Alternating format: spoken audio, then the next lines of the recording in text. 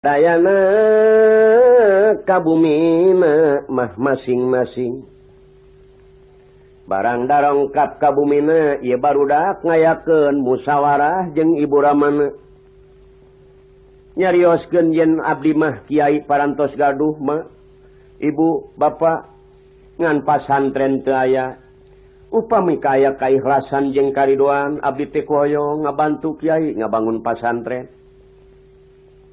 Ancana ibu barudak teh tetep hayang ngabangun pasantren. Saur ibu ramana jang cocok pisan deudeuh anjeun ka ibu rama. Ta ieu dunya anu mangpaat teh maneh mawa-mawa kana jalan kasalametan dunya akhirat.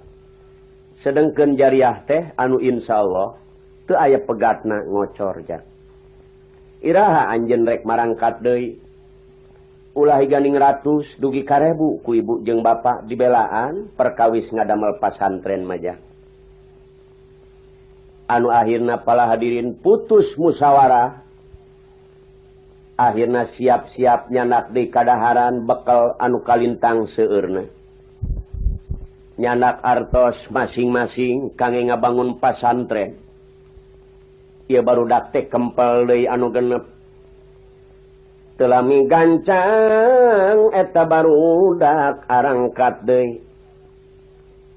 Sapanjang jalan deudeuh teuing hayang geura enggal penak jeung Kiai Ahmad.